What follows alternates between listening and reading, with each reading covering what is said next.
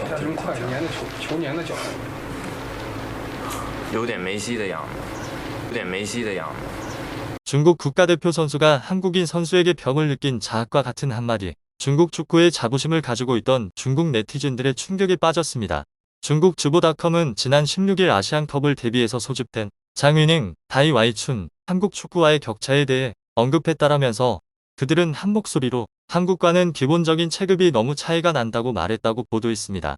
특히 다오와이춘 선수가 이강인을 언급하며 메시와 같았다라고 표현했는데요. 그날의 이강인 선수가 보여준 드리블은 정말 엄청났었죠.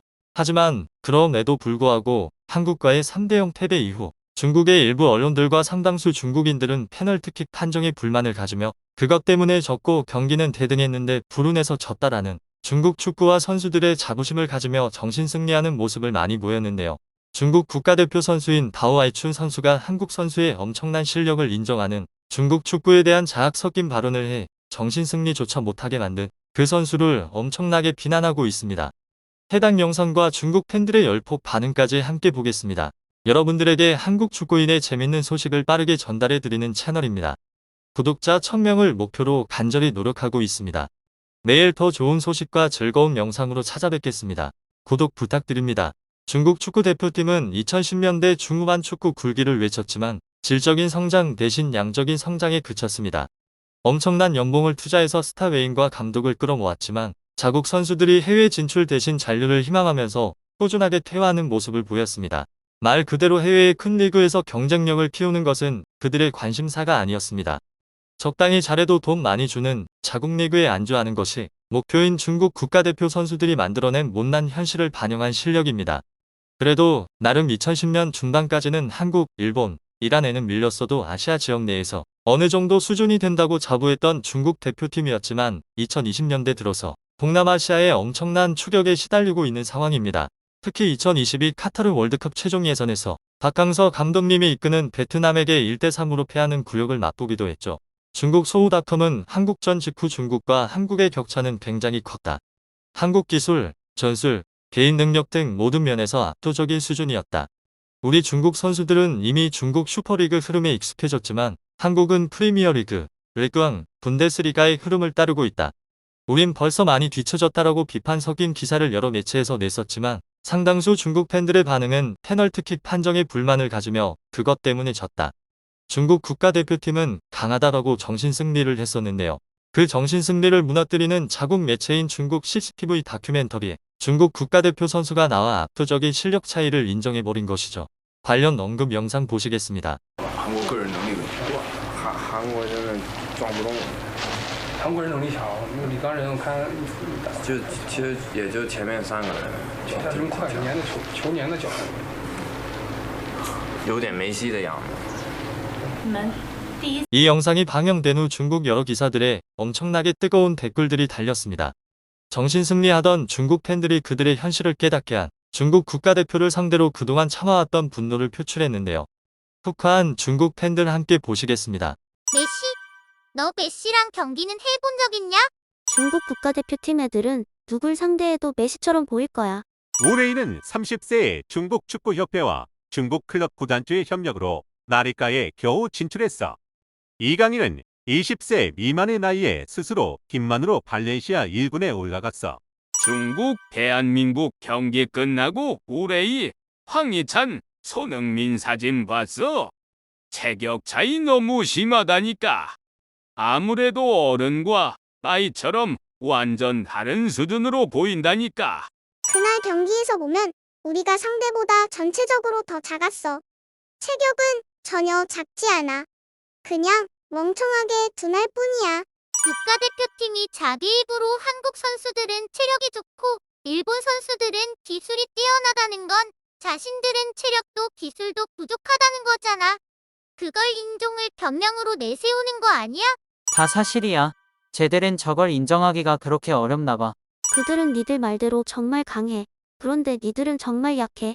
니들은 정말 보잘것 없어. 이 닭뼈 같은 놈들아. 한국팀 체력 좋더라. 정말. 몇 년 봐왔는데 움직임도 협력도 대결에서도 진짜 빠르고 강한 편이야. 근데 일본팀하고 비교하면 발기술도 협력도 그렇게 미세하진 않아. 수비에선 미드필드 협력 문제로 실점 많이 하더라. 중국 팀도 기회 있었는데 제대로 활용 못했지. 중국 국가대표팀은 맨날 술 마시고 담배 피는데 잘할 수 있을 리가 없지. 몸싸움도 못해. 돌파도 못해. 같은 동양인인데 니들은 노력이라도 해봤냐? 같은 피부색이고 니들은 10억 명 중에 뽑힌 애들이라고. 몸싸움조차 못하는 게 부끄럽지 않아? 그럼 너는 왜 못 뽑혔는데? 나는 일반인이잖아.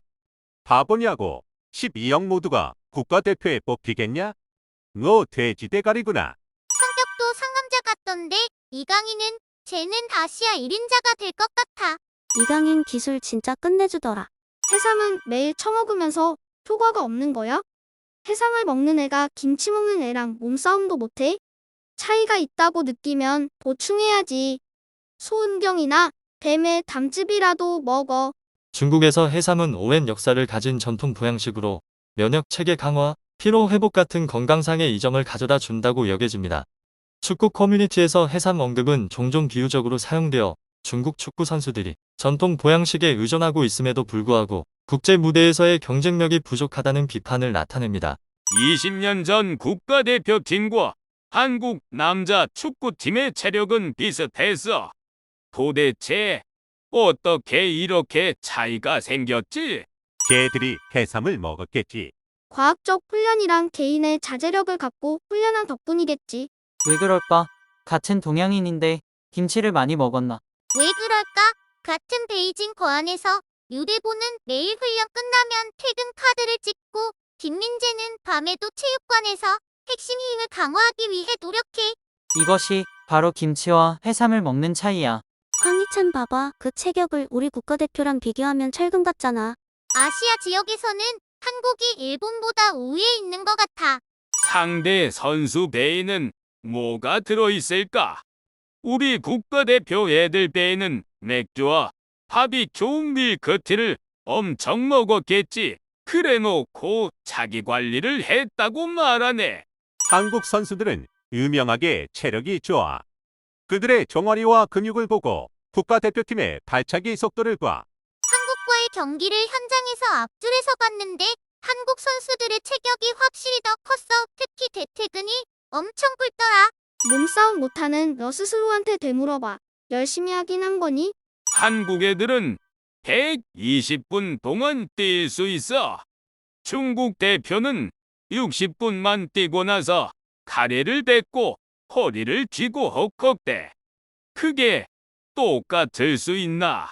현장에서 본 것처럼 국가대표팀 앞에서 이강인은 진짜 메시처럼 느껴졌어. 흑화한 중국 팬들이 정말 뜨겁네요. 한국과의 경기에서 3대0으로 패배하고 정신승리하는 모습을 보고 평생 그 자리에서 머물겠구나 싶었는데 저렇게 한국 선수의 뛰어남을 인정하는 중국 선수가 있어서 어쩌면 희망이 있을지도 모르겠습니다. 오늘 반응은 여기까지입니다. 한국의 해외 소식과 반응을 재밌고 유익하게 전달하는 채널이 되겠습니다.